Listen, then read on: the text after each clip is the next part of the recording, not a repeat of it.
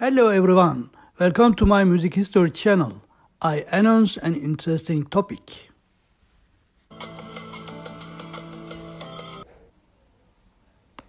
This video is in two parts. This is first one, that problem of music history.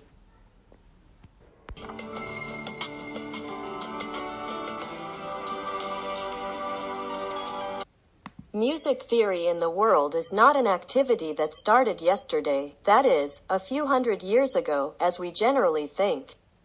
Hundreds of years ago, the Sumerians, probably the Assyrians, Akkadians and Anatolian peoples, who lived in this geography and later founded a state after the 2nd millennium BC, inherited this musical culture. The tablet about the music we present in the video broadcast belongs to 1400 BC.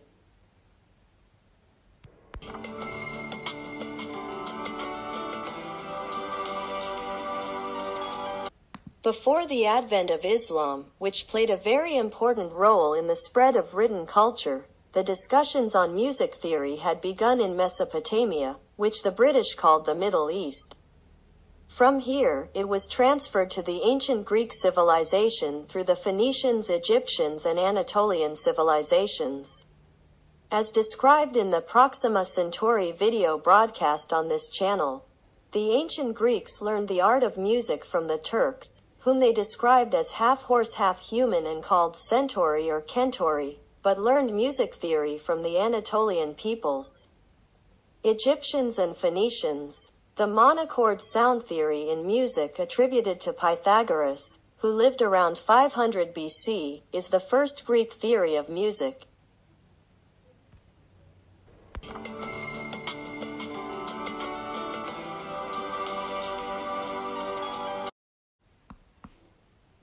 After this short journey through the world's ancient music history, let's return to our main topic.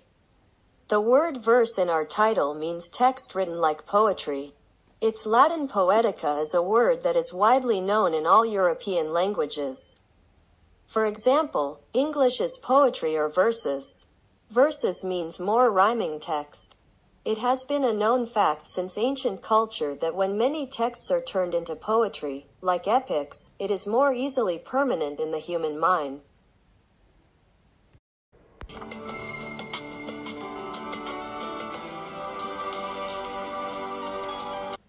The Poetics of Aristotle, who lived around 300 BC, is known as the first work in history to explore the phenomenon of art.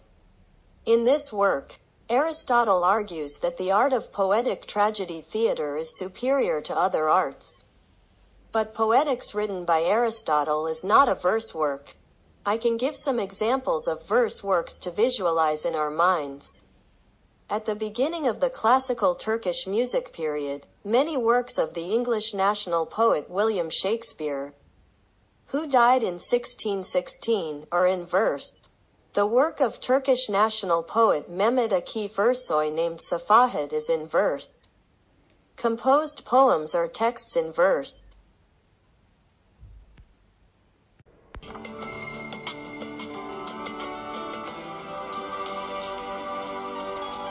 Our topic is music theory, and in this video, our question is, has verse music theory been written in the world?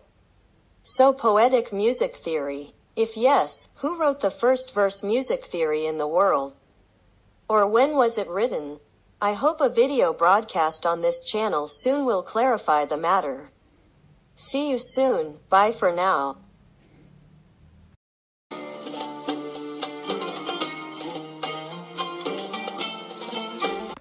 Now the second part of the video, that answer of problem.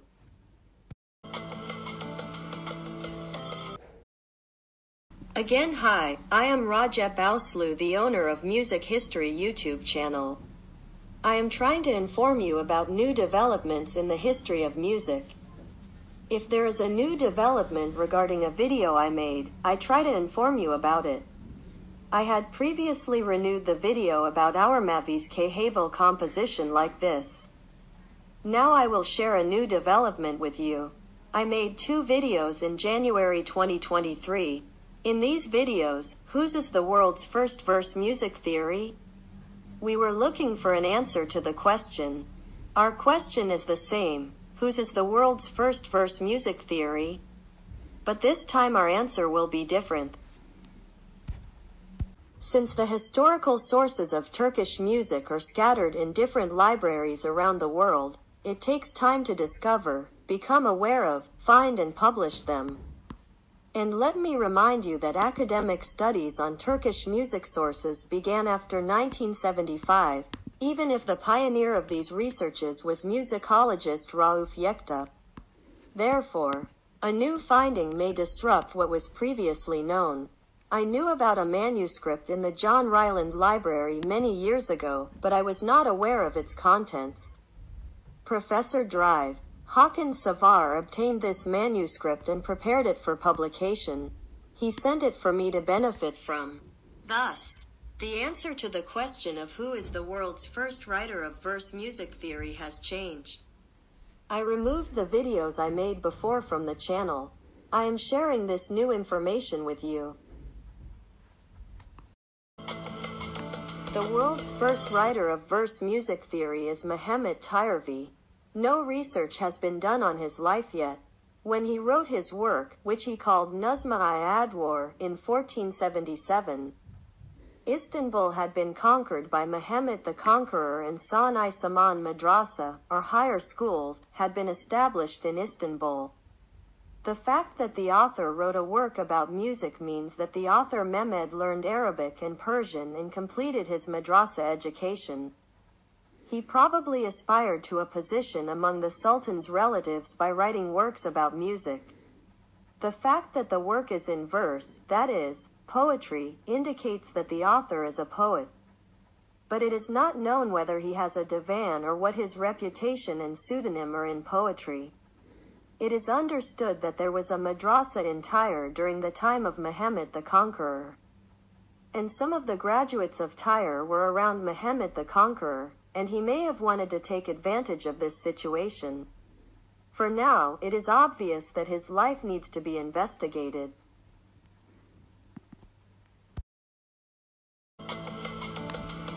Now, let's try to briefly introduce Mehmed Tirevi's work by evaluating the information given in the John Ryland University Library Manuscript Catalog. The work begins with a short introduction in Arabic and includes praise for the Sultan. Although his name is not clearly mentioned in the entrance, the Sultan that is meant is Mehmed the Conqueror. No other copy of the work is known. It is a unique work. The only manuscript of the work is in the John Ryland University Library. John Ryland University Library is in Manchester, USA. It is noteworthy that the work was written in the New Systemist school. In other words, the music theory in the work is based on the classification of 12 makams, 4 branches, 7 avizas and composite makams.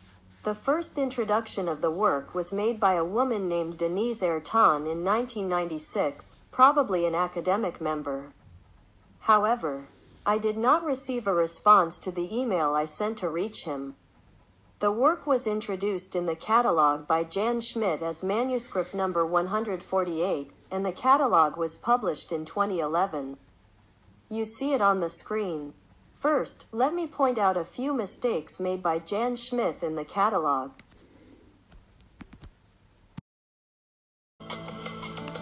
One point: the original name of the work is Nazm-i Advar, but it is included in the catalog as Kitab al-Adwar.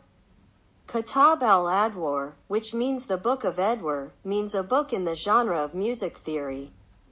It is not the original name of the book.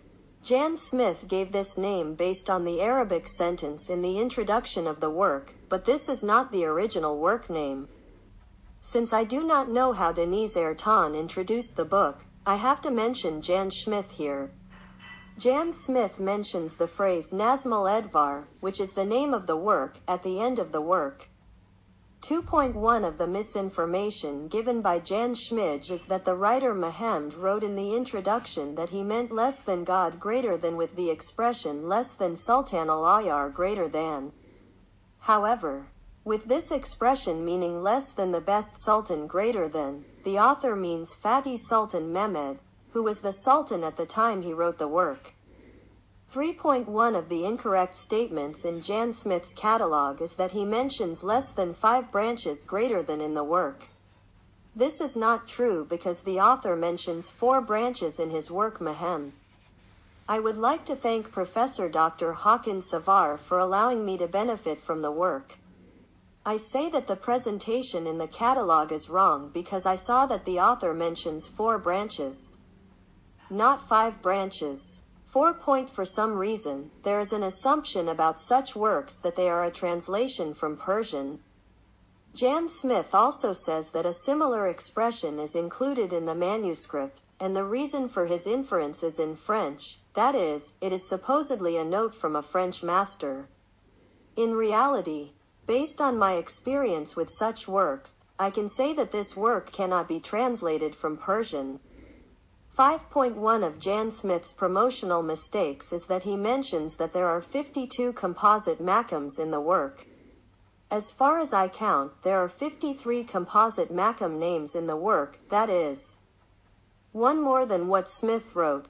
This mistake arises from counting the compound names Hechest and Nigar written side by side as one, that is, from misunderstanding the Ottoman Turkish text. 6. The information that there is no author's name in the manuscript in the catalog is also incorrect, because there is an author's name at the end of the work. This mistake stems from the fact that the name of the copyist, that is, the person who copied, is often written at the end of the work instead of the name of the author. However, many examples of manuscripts have been discovered that show that some copyists could be writers.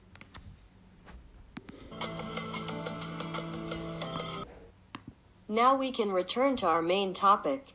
Let me also remind you that the verse music part in the work called Muradnama, written by the poet named Bedir-i Dilsad for Murad II in the 15th century of Turkish music history, is not a separate work. Therefore, the question sought in this video is who is the author of the individual work. In my previous videos titled Less Than Who Wrote First the Verse Music Theory in the World Music History, Greater Than, we talked about a music theorist named Seydi who wrote his work in 1405, but I deleted them. Now our new finding dates back to about 40 years before Seydi. As a result, in this video, we have found a new scientific answer to the question of who is the person who wrote the first poetic music theory in the world. The person who wrote the first verse-independent music theory in the world was an Ottoman teacher named Mehmed from Tyre. He wrote his work for Fatih Sultan Mehmed in 1477 and called his work Nuzma-i-Adwar or Nuzma al-Adwar, meaning poetic music theory.